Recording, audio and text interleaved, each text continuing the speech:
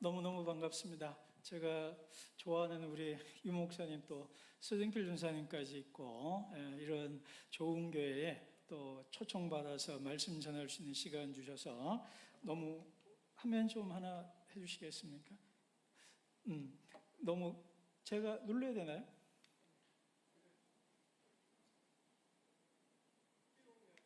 띄워야 되겠죠? 뒤에서? 예, 됐네요. 그러면 돌아가야 되죠? 네. 오늘 제가 여러분에게 말씀을 전반부에 좀 나눠드리고요. 후반부는 제가 하고 있는 일에 대해서 좀 얘기를 하려고 합니다. 저는 저를 이렇게 소개를 합니다. 책을 읽다가 책을 쓰게 되었고요. 책을 쓰다 보니 인생의 이야기를 다시 쓰게 된 김기현 목사입니다. 라고 얘기를 합니다. 그러니까 책을 좋아해서 책을 많이 읽었어요. 책을 많이 읽다 보니까 어느덧 책을 쓰는 사람이 되었습니다. 그래서 제가 좀 자랑하려고 그러는데 제가 18권 책을 썼습니다. 18권 책 쓰고 번역을 한 8권 했습니다. 그래서 총 한 26권 쓰고 번역했고요. 또 학술 논문도 한 20편 씁니다. 그러니까 담임 목회하면서 책 쓰고 대학 강의 논문 쓰고 번역도 하고 또 비행 청소년 아이들 또 책 읽히고 글쓰게 하고 우리 목사님들 설교 쓰는 것도 없고 여러 가지 일들을 제가 하고 있습니다. 근데 이 모든 것들의 중심에 뭐가 있냐면 말씀이 있습니다. 성경이 있어요. 제가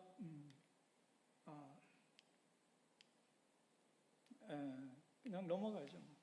그래서 제가 쓴 최근에 가장 인기 있는 책이 저기 왼쪽에 있는 여러분 보시기에 오른쪽인가요? 저쪽 왼쪽에 모든 사람을 위한 성경 묵상법이라는 책인데 성서 유년 큐티하는 법에 대한 책인데 한 6월 마지막 주에 분당 우리 교회 이찬수 목사님이 저 책을 예배 중에 설교하면서 한 3분 정도 흔들면서 소개를 하셨어요. 그분이 책을 잘 안 흔드시는 분인데 그래서 아주 대박 나가지고 역주행이라고 그러더라고요. 한 3년 된 책인데 코로나 오는 해에 나와서 정말 잘 팔렸는데 코로나 때문에 망해버린 그런 책인데 갑자기 다시 읽혀서 엄청나게 지금 많이들 읽고 또 하고 있고요. 아마 큐티에 관한 교과서로 또 많이들 쓰고 있습니다. 제 말이 거짓말인가 싶으면 이찬수 목사님 6월 26일 제가 날짜도 기억합니다. 그날 설교 들어보면 11분부터 13분, 14분에 조책을 흔들고 있습니다. 제가 거짓말 아니라는 증거입니다. 그리고 이쪽 넘어갔나요? 이쪽에 있는 책 욥가닥을 묻다라는 책은 나온 지 2월 20일경에 나왔습니다. 두란노라는 출판사에서 그러니까 욥에 대한 책을 쓴 것이 이제 두란노에서 나왔습니다. 그래서 지금 많은 분들이 읽고 또 욥기를 공부하고 또 마음이 슬픈 사람들이 이래저래 많이 위로를 얻고 있습니다. 그러면 제가 하는 모든 일들을 한마디로 말하면 책입니다. 한 손에는 성경으로 교회의 성도를 가르치고 교회 밖이나 사회에게는 좋은 책을 읽혀서 목사님들은 책 읽고 설교 쓰게 하고 우리 성인들은 글쓰기 학교를 하고 비행 청소년들에게도 책을 읽히고 글을 쓰고 또 탈북민 아이들 그리고 보육원 아이들에도 책 읽히고 글 쓰는 그런 일들을 두 가지를 하고 있습니다. 이렇게 하게 된 것이 뭐냐면은 제 삶의 이야기랑 연결되어 있습니다.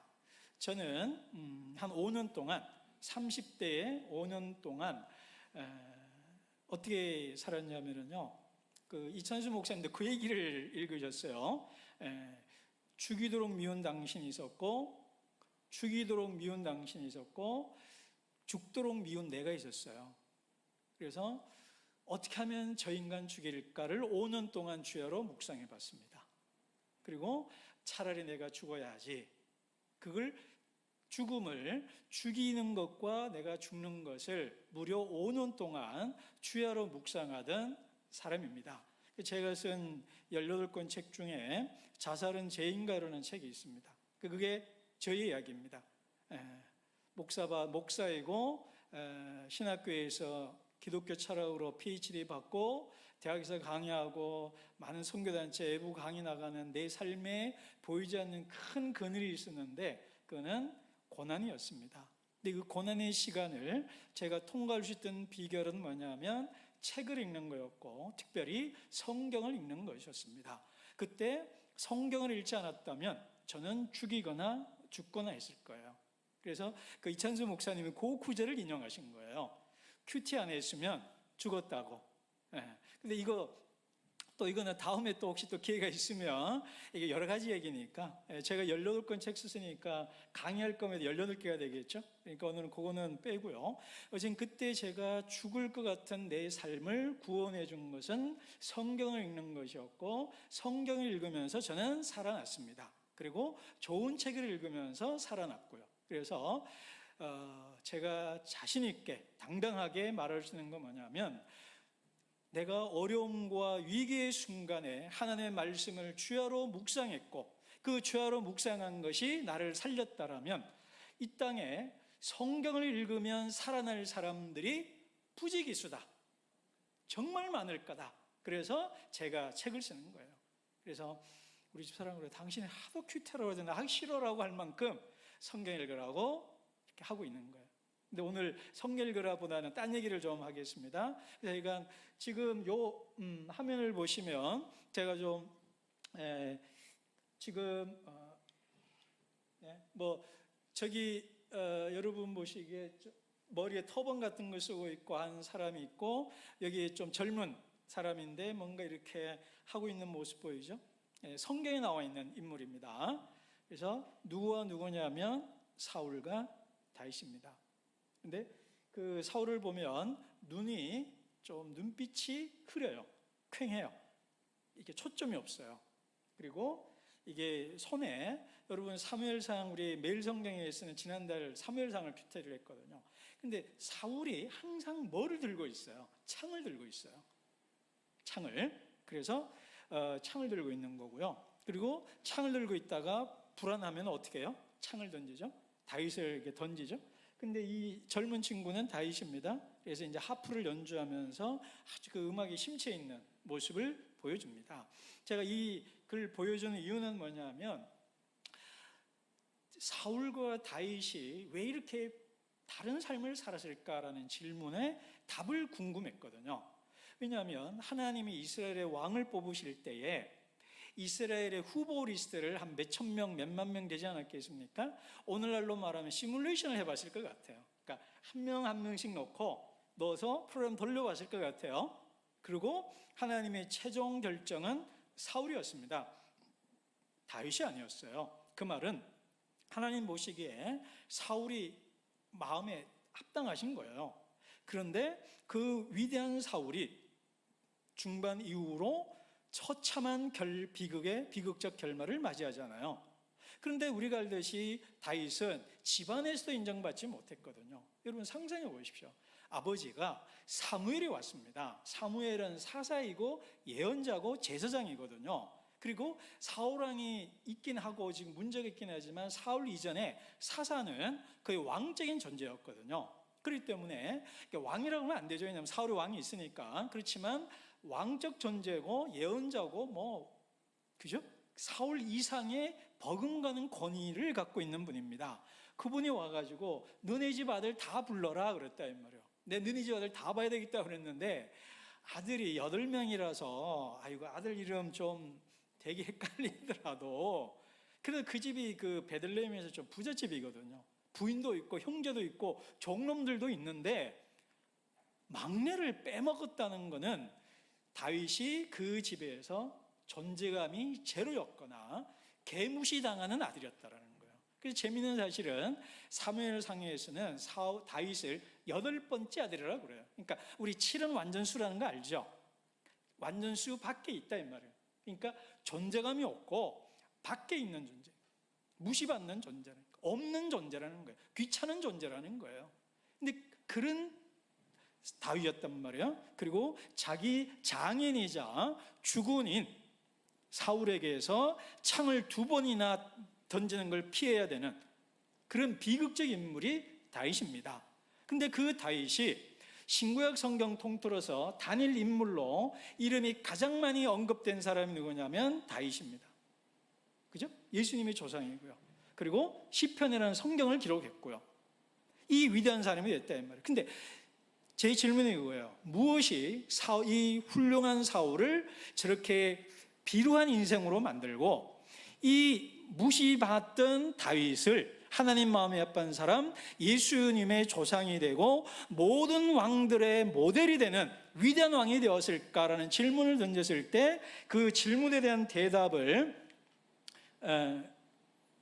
시편 1편 1, 2절이 말해줍니다. 자, 복 있는 사람은 뭐를 하냐? 맨 끝에 묵상한다 그래요.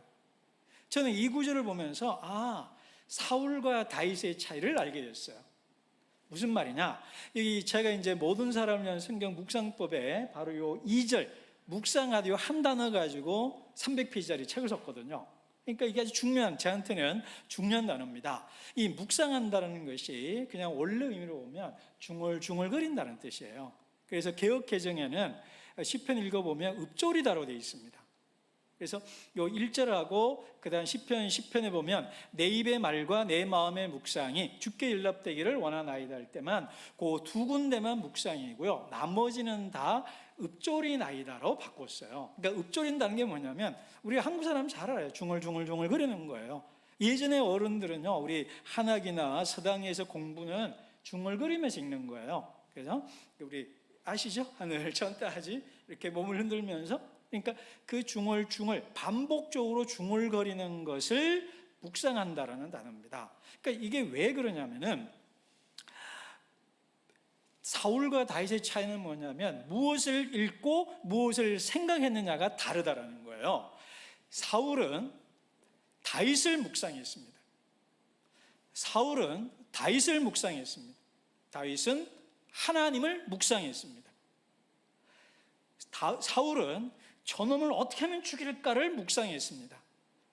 다윗은 내가 사랑하는 하나님의 율법을, 토라를, 말씀을 묵상했어요. 그랬더니 어떻게 됐느냐? 생각한 대로 된다는 거예요.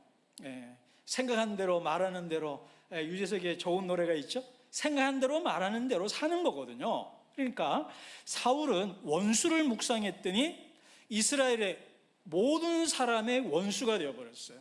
그죠? 원수를 묵상하니까 자기가 뭐가 돼요? 왼수가 되는 거예요. 근데 다윗은 하나님을 묵상했어요. 그랬더니 하나님 마음에 합한 사람이 되었고 모든 사람에게 사랑받는 사람이 되었어요. 그래서 우리가 무엇을 읽고 묵상하느냐가 중요한 거예요. 혹시 나중에 여러분 큐티 세미나 할 때 똑같은 얘기 할 건데요. 그래서 성경 읽으라는 거예요. 그래서 다윗이 위대한 거는 바로 그 어려운 순간에 늘 율법을, 성경을 주야로 묵상했기 때문에 그 묵상한 성경이 그로 하여금 이기겠다라는 거예요. 그리고 또 하나가 뭐냐면요, 무엇을 어떻게 행동했냐가 다른데, 이게 무슨 얘기냐면 여러분 늘 쫓겨다니는 목숨의 위험한 다윗에게 사울에 대한 분노나 미움이 있었을까요? 없었을까요? 있었겠죠. 사무엘상 큐티에 보면 다윗이 두 분을 죽일 기회가 있는데 안 죽이잖아요. 하나님이 기름 부은 자를 손대는 거 아니다. 옷자락 자르는 것도 마음 찔려 하잖아요. 그렇지만 시편 150편 중에 53편이 저주 시편입니다. 복수 시편이에요. 그러니까 우리는 어떻게 상상할 수 있냐면 그날 밤에, 낮에는 사울을 안 죽인 거예요. 떳떳한 거예요. 그렇고 그날 밤에 저는요, 흐느끼는 다윗이 상상이 됩니다. 저 사람 오늘 내게 준 기회를 놓침으로 내가 죽을지도 모르겠다는 그 두려움과 공포에 허우적거리는 그 다윗이 생각이 나요. 그래서 다윗은 밤새 울면서 기도하며 쓴 것이 시편입니다. 그러니까 제 얘기가 뭐냐면 다윗은 마음의 불안과 두려움과 슬픔이 밀려올 때에 기도를 했고 시를 썼다는 거예요. 그러니까 글을 썼다는 거예요. 근데 사울은 불안과 비교의식, 경쟁의식, 그죠? 라이벌에 대한 공포가 밀려오면 어떻게 해요? 창을 던지잖아요. 뭐예요? 폭력이잖아요. 자기 안에 감정 찌꺼기를 타인에게 막 쏟아부어 버린 거잖아요. 그랬더니 어떻게 됐어요? 창을 던졌더니 그 창이 부메랑이 돼서 칼로 자기 배에 꽂히잖아요. 근데 다윗은 기도하고 시를 썼단 말이에요. 글을 썼단 말이에요. 그랬더니 다윗의 시편을 통해서 지금 우리도 다윗이 우리를 공명하고 공감하잖아요. 내가 마음이 외롭고 울적하고 화가 나고 답답할 때, 숨이 잘 안 쉬어질 때 우리는 시편을 꺼내듭니다. 깔뱅이 우리 영혼의 해부학이라고 말했어요. 우리 영혼의 해부학, 내 마음의 감정을 컨트롤할 때 제일 좋은 것이 시편이거든요. 그래서 제가 국민일보 칼럼 쓸 때 시편으로 지랄하기라는 글을 쓴 적이 있습니다. 그래서 거기에 아주 재밌는 이야기를 썼어요. 여러분, 시편에 보면요 재밌는 게 많아요. 요거는 우리 화가 날 때 있잖아요. 욕하지 말고요, 시편을 읽으면 돼요. 시편 이런 거 많거든요. 저주하는 게 많아요. 백발이 돼서 무덤에 안 들어가게 해주십시오. 그래 나요. 말이 고상한데 뭔 말이에요? 젊어서 좀 제가 이런 말 쓸까요? 뒤지라 이 말 안 해요. 근데 그냥 말하면 욕이잖아요. 그럼 그런 구절을 한 몇십 개 찾아 놓으세요, 여러분. 그래서 화날 때 그거를 피는 거예요. 그걸 읽어. 그럼 옆에서 뭐하니? 그러면 너 그럼 성경 읽어 그러면 되잖아요. 그래서 제가 그랬더니 그 칼럼이 아주 인기가 있습니다. 그리고 뭐 며느리, 시어머니 미울 때 딱 적어 놓으세요. 시편 몇 편은 직장 상사, 시편 몇 편은 시자, 아니면 며느리, 아들 놈, 딸 뭐 이러놓고 써놓고 열받을 때는 그거 펴놓고 중얼중얼 그러는 거예요. 원수의 목전에서 내게 상을 베푸시며, 제가 잘 아는 시편입니다. 원수의 목전에서 내게 상을 베푸시고, 열받을 때, 빡칠 때, 막 욕 나올 때 뭐 하냐? 원수의 목전에서 내게 상을 베푸시고, 원수의 목전에 내게 상을 베푸시고. 뭔 말이에요? 나 힘들게 하는 것들 앞에서 내가 잘난 척하게 해달라 이거예요. 그러면 얼마나 고상하고 우아하게 스트레스 풉니까? 그죠? 이거 원래 그 성경 묵상법 강의를 다는 건데, 요지는 다윗은 힘들고 어려울 때 성경을 읽었고 힘들고 어려울 때 글을 썼다는 거예요. 근데 사울은 힘들고 어려울 때 저놈의 죽을 원수놈, 그리고 그놈한테 창을 던지다가 망했고, 다윗은 힘들고 어려울 때 성경을 읽고 글을 썼더니 위대한 하나님의 사람이 되었다 이 말이에요. 근데 그게 This is my story, 내 얘기예요. 제가 주기도를 미운 당신이 있었다고 그랬잖아요. 그리고 내가 너무 못난 거예요. 너무 못나갖고 내가 죽어야겠다 이러고 있을 때에 할 게 없으니까 성경을 많이 읽었고 좋은 책을 많이 읽었거든요. 그러니까 제가 책 쓰는 걸로 우리 한국 기독교 그 작가들 중에, 저자 중에 제가 이걸 잡봉이라고 그러죠. 용납하시기 바랍니다. 그냥 내 기준이에요. 제가 넘버1에서 3 안에 들어갑니다. 근데 제가 그랬거든요. 그래서 제가 아까 모든 사람 성경 묵상법을 왜 썼다고요? 그때 내가 성경 읽었던 법이에요. 그리고 그때 내가 힘들 때 위로가 됐던 책이 하박국이었고 욥기였거든요. 그러니까 욥기 읽으면서, 하박국 읽으면서 내가 내 자신을, 이게 중요한 단어를 쓸게요, 성경으로 내 삶을 해석할 수 있었어요. 그러니까 성경이 렌즈가 되어갖고 안경이 돼서 나를 볼 수 있는 눈이 되는 거예요. 성경으로 나를 보니까, 그러니까 내가 어떻게 될지가 보이더라고요. 그래서 하박국이나 욥기 같은 책이 저에게 큰 위로가 되었거든요. 자, 요지는 책이 나를 살렸다는 거예요. 그래서 다윗도 살렸고요, 저도 살렸고요. 오늘 그 얘기는 안 하겠습니다. 많은 위대한 사람들이 책을 읽어서 그의 인생들이 변화되어 있습니다. 자, 이제부터는요, 제가 그래서 책을 읽다가 책을 썼죠. 책을 쓰다 보니까 내 삶이 완전히 바뀌었어요. 나도 미워하는 사람이 있었는데 지금은 책 써서 유명해지고 다른 사람을 돕는 사람이 되었어요. 그게 너무 행복한 겁니다. 비리비리하던 사람이 좀 잘 나가거든요. 우리 집 사람이 항상 디스를 해가지고 교만해질 수 없게 만드는 아주 원수가 제 집안에 하나 있습니다. 근데 하여간 제가 그럴 때 제가 이런 생각했어요. 나를 살린 이것으로 책 써서 크리스천들을 돕고 좀 어려운 사람을 돕고 싶다. 이게 목사들이, 또 크리스천들이, 성도가 보통 그런 생각하잖아요. 하나님 내게 은혜를 주시고 복을 주시면 그 복으로 좀 나누고 싶다, 섬기고 싶다, 돕고 싶다, 이런 마음은 모든 성도들의 마음입니다. 은혜를 받지 않으면 남이 안 보여요. 누구만 보이느냐? 나만 보여요. 근데 은혜 받으면 남이 보입니다. 그래서 제가 욥기에 쓴 건데요, 내가 고난을 통과하고 있느냐 안 통과하고 있느냐를 알 수 있는 리트머스 시험지가 하나가 있는데 몇 가지가 있어요. 그 중에 하나가 내가 보이냐 나만 보이냐 남이 보이냐 이거예요. 고난 속에 빠지면 내 고난만 보이거든요. 근데 고난을 통과하는 방법이면서도 통과한 자는 뭐가 보이냐면 남이 보이는 거예요. 남의 고난이 보여요. 나만 힘드는 줄 알고 하나님 막 어쩌고 그랬는데 김 집사도 힘드네, 이 집사도 힘드네. 남이 보이는 거예요. 그 남이 보이면 어떻게 해요? 도와주고 싶잖아요. 돈이 필요하면 밥 한 번 사주고 뭐 좋은 말도 해주고 기도도 해주고 찾아가주고 뭐 하여튼 그런단 말이에요. 그러니까 성도는 고난을 통과하는, 예수님의 십자가 우리를 구원해줘.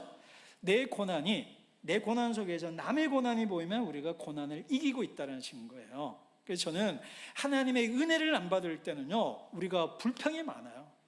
하나님 왜 내게 이렇게 하십니까? 하나님 이렇게 합니까? 그런데 은혜 받으면 다 감사하잖아요. 그것처럼 내가 은혜를 받고 나니까 야, 이거 좀 나눠주고 싶어, 이런 마음이 들었어요. 그렇게 하도록 마음을 먹고 있을 때 읽었던 책이 바로 이 책입니다. 이 책은 어떤 책이냐면 노숙자들에게 책을 읽혀서 그 사람들의 인생을 바꾼 이야기를 담은 책입니다. 이분이 얼쇼리스라는 분인데요, 우리나라의 조선중앙일보 편집장급 되는 아주 유명한 미국의 언론인이에요.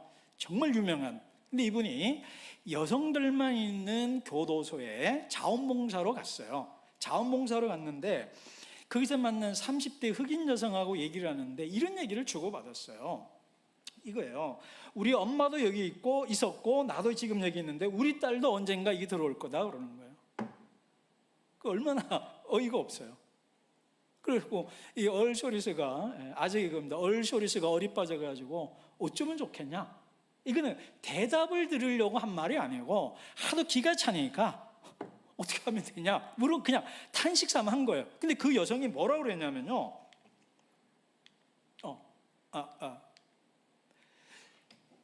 요지는 뭐냐면 우리 아이들을 강남 스타일로 키워달라 이 말이에요. 무슨 말이냐? 우리 아이들에게 영화를 보여주고 책을 읽히고 여행을 가고 미술관에 가고 음악회에 가면 이 아이들이 여기 안 온다는 거예요. 무슨 말이냐? 본대로 산다는 거예요. 본대로. 근데 그 아이들은 쉽게 말하면 본 게 없는 거예요. 나중에 제가 얘기하겠습니다만 비행 청소년들은 본 게 없는 거예요. 그러니까 본 게 있긴 있어요. 뭐만 봤냐? 나쁜 것만 본 거예요. 나쁜 것만 경험했어요. 그러니까 나쁜 것만 봤으니 나쁜 대로 사는 거예요. 그럼 뒤에 얘기할 거 좀 땡겨 얘기하겠습니다. 제가 이제 간 애들은 이제 소위 이제 비행 청소년 그러면 애들이 기분 나빠하니까 그래서 위기 청소년이라고 그럽니다. 그러니까 이 아이들은 어떤 애들이냐면 그 소년법원에서 사고를 쳐가지고 소년 재판에서 재판을 받고 소년은 갈 정도는 아니고 좀 가기 직전인 애들, 그리고 가정이 거의 100% 가깝게 문제가 있어서 잠시 좋은 대안 가정에서 경험하게 하자. 그래서 6개월 정도 그러니까 정상적인 가정에서 한번 살아봐라. 그러면 니네들 그리고 회복에 대해서 나가라라는 뜻으로 생긴 것이 청소년 회복센터고요. 작년이었죠? 그 넷플릭스에서 이제 소년 재판이라고 김희수 씨가 이제 그 주연했던 그게 바로 저희가 하고 있는 고기를 모델로 삼아서 천정호 판사님 모델하고 그 센터를 모델로 해서 나온 영화예요. 그러니까 제가 지금 그 아이들을 만나고 있는 겁니다. 그 사고 친 애들. 근데 그 애들 얘기 먼저 하겠는데 그 애들이 그러니까 핵심은 이거예요. 피해자로 자랐다가 가해자가 된 아이들입니다. 그러니까 피해자로 자랐는데 가해자가 되었어요. 예컨대 이랬습니다. 제가 이제 아이들이 이제 사는 것 중에 하나가 자기 삶의 이야기를 쓰게 하거든요. 근데 그 중에 하나가 태어나서 뭐 몇 살까지는 괜찮았대요. 그러다가 빠르면 4-5살, 조금 늦으면 초등학교 1, 2학년 때 부모가 이혼하고 싸우고 뭐 어쨌든 이게 그렇게 되는 거예요. 그러면 그때부터 이제 문제가 시작이 되는 거예요. 그러면서 남자애들은 대개 아버지의 무능과 함께 폭력이 많아요. 현수라는 애인데, 현호라는 애인데, 걔는 저녁 7시부터 새벽 3시까지 그 7시간 동안 강목으로 맞아요. 그러니까 맞다가 쓰러지고, 그러니까 애가 쓰러지니까 기절하니까 패서 깨워요. 그래서 깨서 맞고 또 기절하고 뭐 그런 거를 비일비재한 거예요. 그러니까 걔가 기억하는 10대는 강목으로 맞은 것밖에 없는 거예요. 그러다가 고등학생 돼갖고 뭐 했겠어요? 그래서 와 있는 거예요. 그래서 걔가 물었어요. 야, 현우야, 너 아빠 만나니? 그랬더니 한 1초, 2초 사이에 얼굴이 새카매지더니 땀을 줄줄줄 흘러요. 부들부들 떨면서 아니요, 법원에서 접근 금지 명령 내려서 못 와요 이러더라고요. 그런 애들. 그러니까 그 애가 읽잖아요. 옆에 있던 애들이 나도요 그래요. 이거 뒤에 나올 건데 미리 땡겨가겠습니다. 좀 설명을 드려야 알 것 같아서. 근데 그런 아이들입니다. 그리고 여자애들은 좀 뒤도 얘기했지만 또 비슷한 경우예요. 근데 여자애들은 좀 이게 강제상에 조심스러운데 이제 성폭행을 많이 당해요. 어릴 때. 뒤에 좀 얘기 좀 하겠습니다. 그래서 이런 아이들이에요. 그래서 문제가 돼가지고 사고치고 방황하고 이렇게 감옥 가거나 소년 가거나 정신병원 가거나 여기 와 있거나 이런 애들입니다. 그래서 여기 아이들 보면 그 경계성 지적 장애인 애들이 꽤 많아요. IQ가 70선인 애들. 근데 얘네들이 IQ가 나쁘다는 걸 모르는 거예요. 그러니까 얘는 그냥 학교 정상적으로 하는데 늘 공부 꼴찌하고 그리고 왕따 당하고 그리고 왕따 당하다가 또 남 왕따 시키고 때리고 이러고 막 복잡한 애들인 겁니다. 근데 그렇게 했더니 그래서 얼소리스가요 저 얘기를 듣고 클레멘트라고 그래요. 우리로 말하면 여기 이제 미남로잖아요, 그죠? 그러면 여기 미남 로타리 동사무소에 가가지고 여기가 온천동이죠. 온천동 동사무소에 가가지고 노숙자를 한 10명 소개를 받았어요. 그래서 그 노숙자들에게 인문학 책을 읽힙니다. 그랬더니 그 사람들이 컴백하더래요. 가정으로 컴백하고 직장으로 컴백하더라는 거예요. 읽으니까 생각하게 되고, 잘 보십시오. 읽으니까 생각하게 되겠죠? 생각하니까 자기 삶을 생각하게 되더라는 거예요. 근데 이 말을 오해되는데 그전에 생각 없이 살았냐? 그건 아닙니다만 그래도 이게 인문학이라는 말을 달리 말하면 자기 성찰이라고 그러거든요. 그래서 이제 소크라테스가 한 유명한 말인데 성찰하는 삶, 인간은 성찰하는 존재라고 그래요. 그 말을 톨스토이가 뭐라 그러냐면 성찰하지 않는 삶은 짐승이다 이런 말까지 해요. 왜냐하면 동물과 인간의 차이가 뭐냐면 돌아본다는 거예요. 내가 이렇게 사는 게 맞나? 어떻게 하는 게 좋은 삶인가? 잘 사는 삶인가? 의미 있게 사는가? 우리로 말하면 어떻게 사는 것이 하나님께 영광이 되고 하나님 사랑, 이웃 사랑이 될까를 우리가 고민하잖아요. 바로 그게 성찰이라는 거예요. 그래서 이 사람들이 자기 삶을 생각하게 되니까 이전과 똑같이 못 사는 거예요. 그래서 자기 삶을 성찰하고 좋은 삶을 살겠다고 하다 보니까 바뀌더라는 거예요. 그래서 전 세계적으로 있고요. 부산에도 몇 개 하고 있습니다. 그래서 책이 노숙자들의 삶을 바꿨다는 거예요. 그래서 요거는 프리덤 라이터스라는 영화고요. 실화입니다. 여러분 혹시 기억하시죠? 1990년대 초반에 LA 한인 폭동이 있었던 거 아시죠? 그죠? 로드니 킹 사건이 있어서 막 그게 연결돼 가지고 한인 그게 이제 많이 와서 이제 불 태우고 막 가게에 습격하고 그랬잖아요. 그것 때문에 캘리포니아주에서 흑백 통합 교육을 시켰어요. 그랬더니 이 윌슨 학교라는 이 학교가 우리로 말하면 이제 자사고 정도 되는 명문 학교였어요. 근데 이 명문 학교에 흑인들, 히스패닉들, 그러니까 멕시칸들 들어오고 아시안들이 들어온 거예요. 그러니까 아시아계 흑인들, 원래 백인들만 있던 학교고 흑인이 있어도 아주 엘리트들만 있었는데 문제들이 들어온 거예요. 그래서 이 학교가 그러니까 인류 학교에서 삼류 학교가 된 거예요. 그래서 학교에서 총소리가 나고요. 그리고 여기 한 학교라면 요 정도 인원이라면 여기는 히스패닉 조직 갱과 연결돼 있고, 그리고 서로 그 살인 사건과 연결돼서 서로 죽이려고 그러고 있는 막 그런 애들이에요. 이 영화 소리가 많은데 그냥 넘어가고요. 하여튼 그 아이들에게 아까 그 영화 포스트에 나오는 힐러리 쉔크라는 유명한 배우인데요. 이게 실화입니다. 실화예요. 그래서 그 선생님이 그 학교에 와서 우여곡절 끝에 아이들에게 안내일기라는 그 책을 읽히고, 그리고 아이들이 일기를 쓰면서 인생이 바뀌고, 그 서로 이 아이들의 꿈이 뭐냐면 18살 생일을 맞이하는 거예요. 뭐냐? 18살 되기 전에 다 죽어요. 그러던 아이들이 명문대학 들어갑니다. 책을 읽고 글을 쓰고 자기처럼 어려운 아이들을 가서 책 읽히고 일기 쓰게 하면서 그 삶을 바꿔주는 일을 하거든요. 그래서 프리덤 라이트스 파운데이션을 만들어요. 재단을. 그래서 그 흑인들, 슬럼가들 이렇게 가지고 책 읽히고 글을 써서 미국 사회를 바꾸는데 아주 일조하고 있어요. 그래서 그 아이들이 이제 책 써서 대학 가고 뭐 그런 에피소드가 있습니다. 그래서 그 이야기가 감동적인 영화입니다. 저는 저 책과 이 영화를 보면서 나도 저렇게 하고 싶다는 마음을 품고 있다가 우리 임윤택 목사님이라고요. 우리 여기 둥지라고 저 남산동 쪽에 이 청소년 애를 데리고 있는 목사님이 저한테 이런 얘기를 하더라고요. 목사님, 우리가 이제 그래도 국가의 지원도 받고 여러 사람이 지원을 받아서 이렇게 하는데 애들 먹는 거는 할 수가 있겠습니다. 근데 애들 마음이 배고픈 거는 참 어렵습니다. 그러더라고요.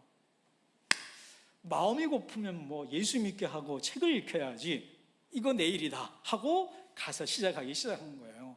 그래서 이제 김해 세비센터라고요. 저기 김해에 그 남자애들만 있는 데 있어요. 그래서 6월달 한 7년 전에 갔습니다.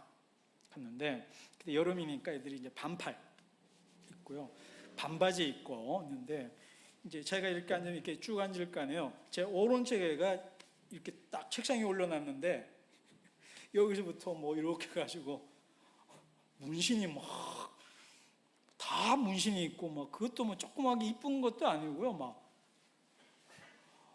뭐 일본 뭐 이런 거 있고 뭐 뱀 뭐 이런 거 있고 말 잘못하다가 오늘 한 큰일 나겠다. 애들이 나중에 그 얘기 듣고 웃어요. 아이 목사님, 우리 그렇게까지 나쁜 놈 아니에요. 그래.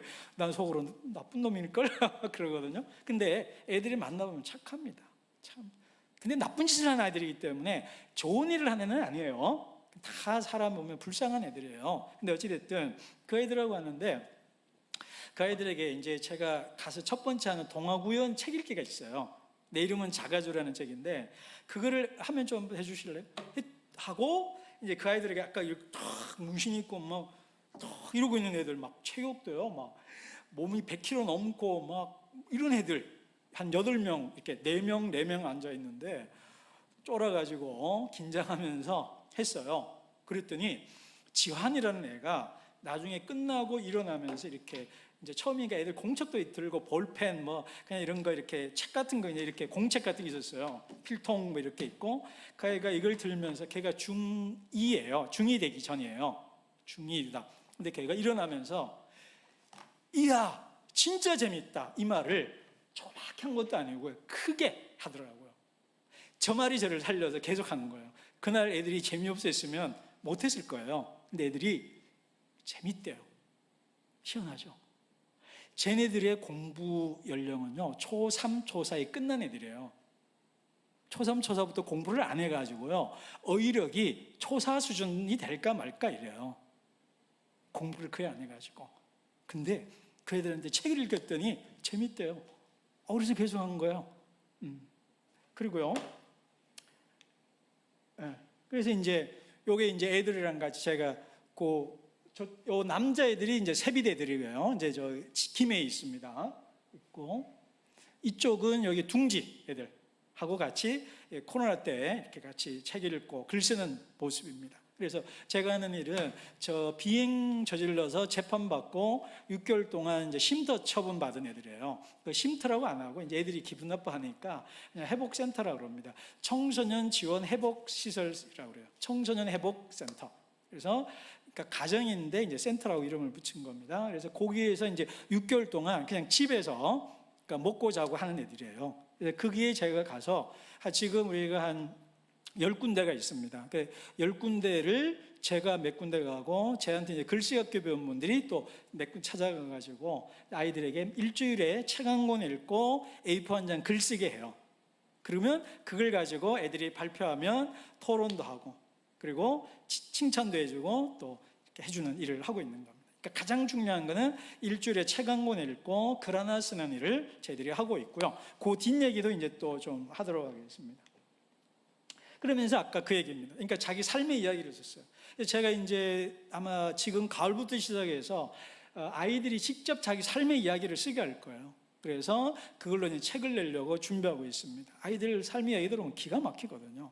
그래서 진짜 나쁜 짓을 한 놈들인데 또 얘기 들어보면 참 불쌍한 놈들입니다. 그러니까 나쁜 놈이라서 지어받고 싶고 지어박아야 될 애들이고 근데 알고 보면 다 딱한 애들이고 그러니까 이게 미워하지도 못하겠고 근데 나쁜 짓은 안 애들. 왜냐하면 그 아이들 때문에 상처받은 애들이 많잖아요. 그렇지 않겠어요? 그 아이들 때문에 또 누군가는 어두운 그늘에서 자기 삶에 지울 수 없는 상처를 갖고 있는 아이들이 또 있거든요. 그러니까 여러분 이 아이들을 오해해가지고 너무 편들면요 그것도 위험할 수 있습니다. 제 얘기 이해되시죠? 그러니까 나쁜 놈들이에요. 나쁜 짓을 한 애들이에요. 그러니까 나쁜 놈이라는 말은 취소하고 나쁜 짓을 한 아이들인데 불쌍한 애들이고 그 아이들도 하나님의 사랑하는 사람들이니까 도움을 줘야 된다 이런 거지 뭐 또 잘했다 이런 건 아닙니다. 가끔 오해하시는 분들이 있어요. 잘했다고 하는 건 아닙니다. 근데 그래서 이제 그 아이들의 삶의 이야기를 책으로 쓰려고 그러고요. 그 다음에 요게 이제 이건데 그 중에 한 아이가 오늘도 잠깐 연락을 했는데요. 여자인데 이 아이에게 짧게 이 아이가 쓴 글이에요. 자서전이에요. 삶의 이야기예요. 하여튼 시간이 없고 그냥 넘어갈게요. 그러니까 이 엄마 아빠 이혼하고 엄마 따라갔는데 초등학교 5학년 때부터 고1 때까지 의붓 오빠한테 매일 성폭행 당했다가 애를 가졌다가 모르고 병원 갔다가 이제 알게 됐고 난리 났고 퇴원해 갖고 돌아왔는데 새아버지가 또 성폭행하고 뭐 이런 그러니까 애가 지정신이 아닌 애예요. 근데 그 아이가 아까 그런 종이를 일주일 동안 6페이지를 썼어요. 그러면서 막 울고 불고 왜냐하면 그 끔찍한 고통을 그 생각을 해내리잖아요. 글로 쓰려고 그러니까. 그러니까 애가 막 울고 불고 소리 지르고 구석에 들어가 있고 막 흐느끼고 막 난리가 나는 거예요. 그러니까 제가 갔더니 선생님이 목사님 미가 이런 말하지 않겠습니다. 그래서 땡땡이가 막 이랬다고 하면서 그래서 쓰지 말라고 그러는데 자기는 써야 되겠대. 그랬었다는 거예요. 그러고 난 다음에 저한테 주는데 이걸 뭐 울 수도 없고 뭐 그 아이 앞에서 내가 막 얼마나 힘든 아이 앞에서 내가 뭐 어떻게 내가 힘들다고 말을 못 하겠더라고요. 그래서 울먹울먹 하고 있는데 나중에 그러더라고요. 목사님이 그런 반응이 자기는 차라리 좋았대요. 어떻게 할 줄을 모르겠더라고요.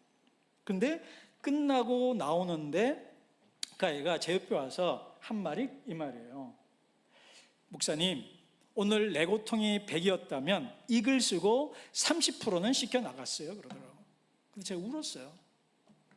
좀 이기적인 말을 했어요. 네가 날 살렸다. 고맙다. 그 말을 들어서. 그러니까 제가 그 일을 하는 거예요. 그 아이들에게 책을 읽히고 글을 써서 자기 고통을 좀 덜어내고 그리고 좋은 사람 되도록 만드는 일을 제가 하고 있는 겁니다. 지금부터는요. 요거는요. 넘어가겠습니다.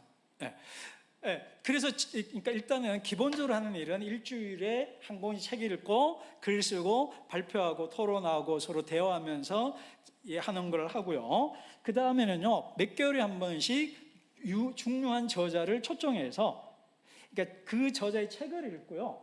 그 다음에 글을 쓰고 저자를 만나요. 여러분 알만한 사람은 여기 우리 조혜련 씨 9번째, 10번째 신은경 앵커 아시죠? 그 다음에 5번 박재현 대표는 여러분 세바시 많이 나오는 하고 6회 박상미 교수는 세바시 치면은 뭐 10만 100만 나오는 분들입니다. 아주 유명한 상담 전문가인 분이에요. 우리 최영만 씨 아시죠? 머리 박박 밀고 아주 저랑 절친인데요. 밑줄 쫙 하던 그 도울 김용 흉내내던 뭐 그런 분들 이렇게 초청을 합니다. 그 다음에 노병천 교수님은 우리 여러분 그 박정희 전 대통령에게 예수 믿으라고 그랬던 유명한 분입니다. 그래서 지금 대령으로 예편하셨던 분인데 그분이고, 변영희 소장님 우리 부산 애들 아시는 분들 많을 거예요. 우리 강지원 변호사 아시죠? 오래되신 그 부인이 갑자기 김영란 대법관입니다. 강지원 변호사님. 그리고 이지선 교수가 이제 여러분 아시죠? 얼굴. 그래서 지난달에 왔습니다. 그래서 아이들이 너무 좋아요. 그리고 김웅 교수님이라고 윤동주 최고 전문가인 분. 이런 분들을 책을 읽고 저자를 만나고요. 그래서 지금 요게 그 사진들입니다. 그래서 저쪽 사진은 저기 조혜련 씨하고 저하고 지금 서 있는 거고요. 요쪽에 이제 신은경 앵커. 신은경 앵커 아시죠? 우리 다 연배들이라서 다 설명 안 해도 아실 거예요. 예. 그래서 신은경 앵커 와서 아이들에게 얘기를 하고. 그러니까 복음을 대놓고 얘기하지 않습니다. 왜냐하면 스님들이 운영하는 센터도 있거든요. 그렇기 때문에, 근데 목사인 저희들은 예수님 얘기가 조심스러운데, 조혜련 씨는 와서 막 스님이 앉아 계시는데도 막 예수님 얘기하고 막 하니까 그 얼마나 또 웃기게 얘기를 해요. 그러니까 스님도 웃으시더라고요. 예. 그러니까 우리 보고 예수 전도하냐 그러면 전도는 못합니다.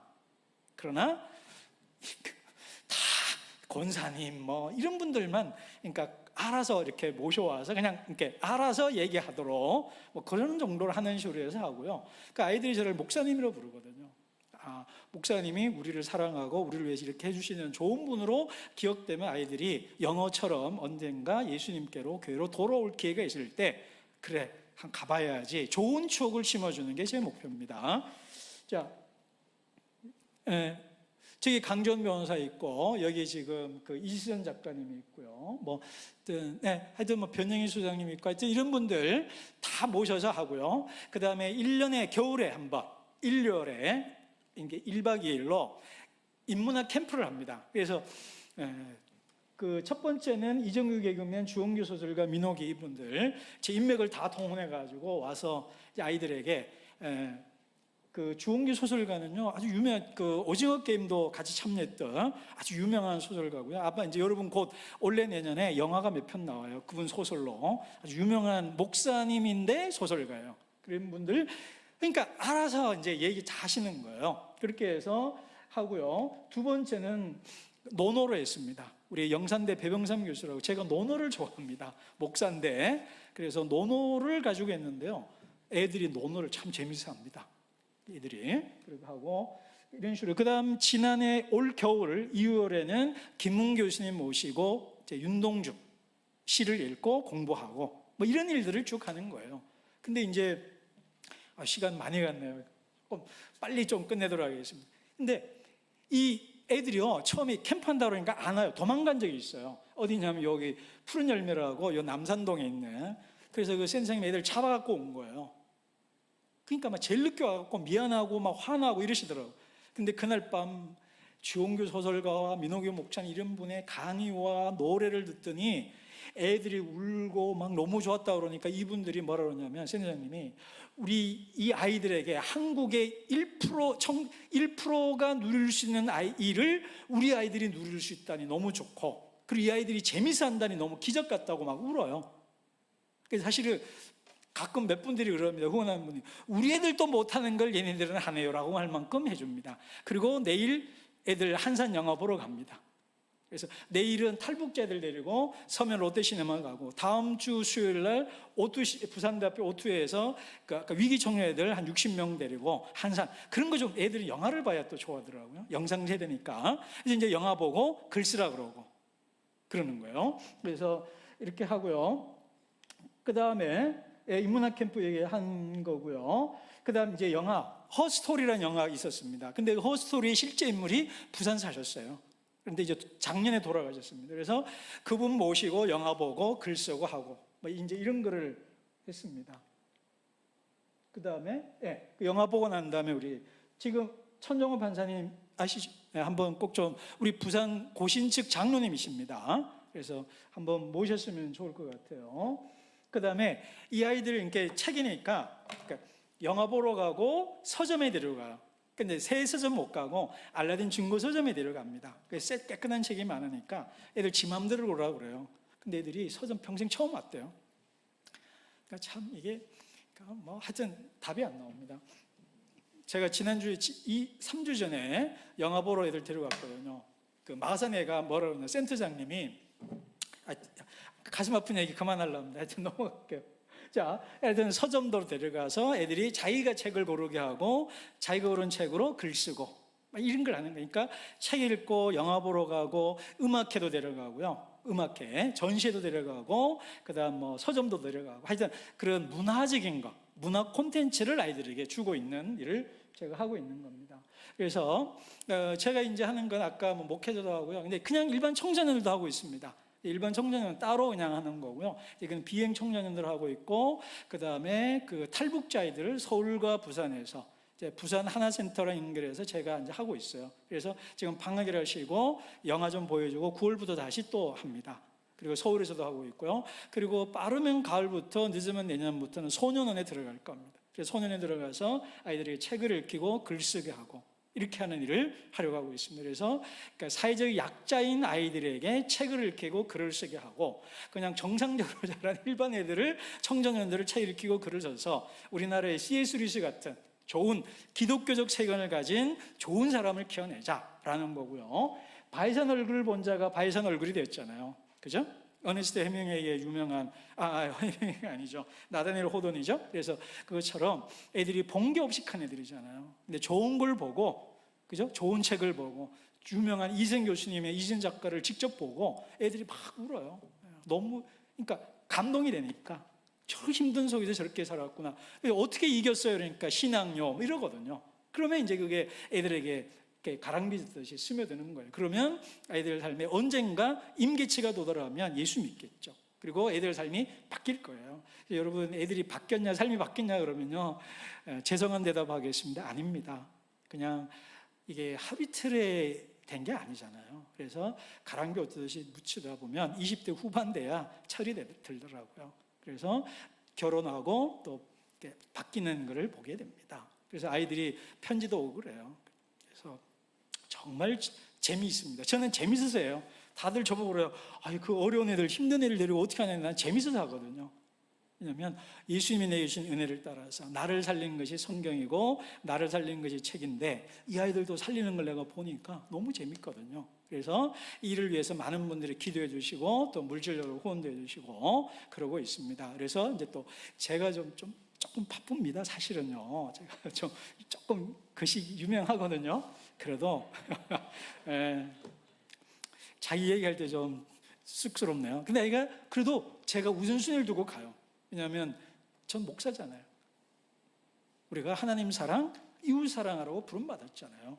교회 안에서는 하나님 사랑, 교회 밖을 떠나서는 이웃 사랑하라고 우리가 부름받았잖아요. 그러니 교회가 해야 될 일이 뭐냐? 교회에 와서 하나님 사랑을 배우고 교회 문 밖을 나가서 우리가 이웃 사랑하는 것을 해야 교회가 되고 하나님 기뻐하는 교회가 되는 겁니다. 아마 우리 동네제일교회도 하나님 사랑하는 교회 그리고 이웃을 사랑해서 어렵고 힘든 사람을 도와주는 교회가 되면 좋겠고 그렇게 되고 있고 이미 되고 있다고 제가 소문을 들었습니다. 정말 칭찬하고 축하하고 정말 자랑스럽다 그렇게 생각을 합니다. 그리고 마지막으로 죽음을 묵상하는 사람이 책을 읽어서 변화되었고 그리고 다윗도 그랬고 저 아이들도 그렇게 되고 있습니다. 그래서 성경 여러분 성도들에게는 성경을 읽으십시오 라고 이제 오늘 아까 서두의 말을 다시 상기시켜 드리고 싶고 저 아이들에게 책을 주어서 삶을 바꾸는 일을 위해서 여러분 기억나실 때 기도해 주시고 당장은 그냥 그 콩나물 시루에 물 붓기 같은 일입니다. 그래 언젠가 클 거예요. 그렇게 기도해 주시고 그 아이들이 언젠가 예수 믿고 그 아이들이 변화되기를 기도해 주시길 바라고요. 그런 말이 있죠. 영재 하나 잘 키우면 10만 명을 먹여 살린다고요. 근데 우리는 이런 얘기를 합니다. 저 아이 하나 더 잘못되면 10만 명, 100만 명에게 고통 준다고. 그래서 이게 보이지 않거든요. 10만 명 먹이는 거는 눈에 나오는데 남에게 피해를 끼치는 거는 우리 안 보이잖아요.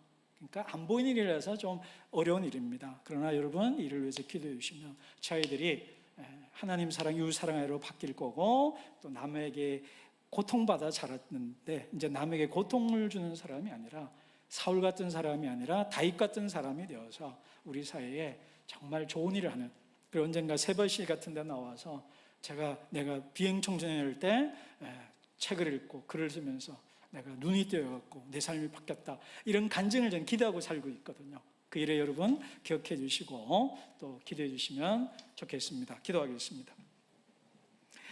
세상을 말씀으로 창조하신 하나님, 그리고 말씀으로 우리를 구원하시고 진리로 이끄시는 하나님 감사합니다. 우리 사랑하는 동래제일교회 성도들이 하나님의 말씀을 다윗처럼 주야로 묵상하여 시냇가에 심은 나무 되게 하시고 복 있는 사람 되게 하여 주시고, 동래제일교회가 이 지역에서, 부산에서 복음으로 회복되고 부흥하는, 성장하는 유명한 교회, 아름다운 교회, 건강한 교회가 되도록 축복하여 주옵시고, 또 우리 동래제일교회가 또 말씀으로 뭉친 교회가 될 뿐 아니라 이웃 사랑으로 남을 돕는 교회로 소문나고 하나님을 기쁘시게 하는 교회가 되게 하여 주시기 원하고, 저 비행 청소년들이 피해자가 되었지만 이제는 가해자가 되었지만 나중에 남을 돕는, 예수님을 닮는 하나님의 사람들, 좋은 아이들 되도록 변화시켜 주시기를 원하고, 말씀과 좋은 책으로 우리 세상이 바뀌는 것을 보게 하여 주옵소서.